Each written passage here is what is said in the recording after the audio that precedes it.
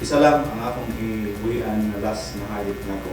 Aminado si Rudolph Espe sa Parish Social Action Center sa Banay-Banay, Davao Oriental nga dunay gyud problema ang pag-implementa sa mga balaod nga magprotekta sa kinaiyahan hilabi na sa mining operation sa probinsya sa Davao Oriental. Sumala ni Espe, ubay-ubay gihapon ang mga masinupakon, walay proper consultation ngadto sa katawhan sa pagpahigayon og mining bisan pa man nga dunay mining laws. Kini ang migawas ato sa gipahigayon nga pakighinabi kun dialogue o forum nga gihost sa Ateneo de Davao University.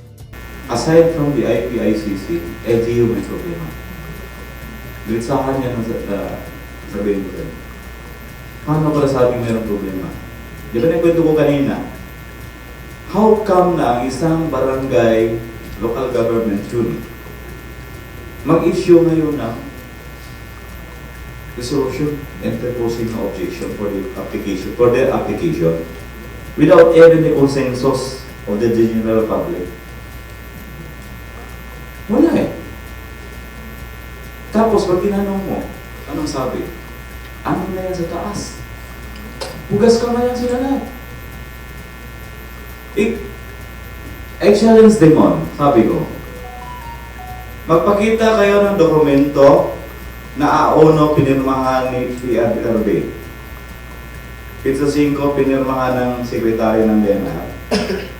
Pizza 10, pinirmahan ng regional director ng Immediate AMD. Pizza 15, pinirmahan ni Gobernador. Pizza 20, pinirmahan ni Mayor. At Pizza 25, pinirmahan ng BLGO. Kasi sa gano'n na style, baliktad eh. Yun ang ibig yung sabihin eh, natapos sa taas. Bigyan mo ako ng dokumento na gano'n. Chronological pagkaperma. Baliktad yun eh. Nag-umpisa lang na sa baba. Sino ngayon sa baba? LGO. Doon may problema. Miuyon sab si Onesimo Sungahid sa Municipal Agriculture and Fishery Council sa Banay-Banay kang Espe nga dili lig-on ang pagpatuman sa mga balaod sa LGU nga nagapanalipod sa kinaiyahan. Kinahanglan tao edukasyon. Sikat po nga problem dia enforcement of the law, no? Pag-enforce sa balaod. Kay kasagaran karon daghan kayo itong mga balaod. Pero amin mo sa itong balaod ganit, wala na yung mekanismo ang saan pag-enforce, magbuhat at balaod, pero wala yung means of enforcing the law, no?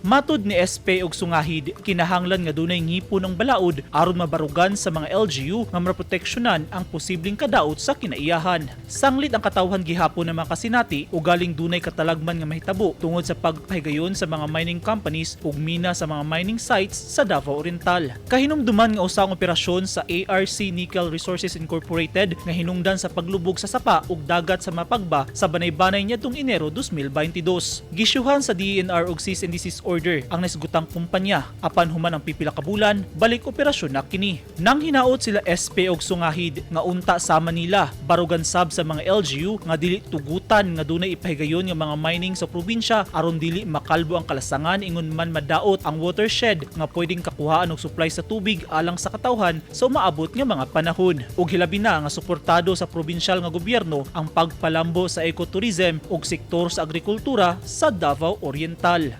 Eugene Hinutan, Newsline Philippines, Davao Region, stay safe.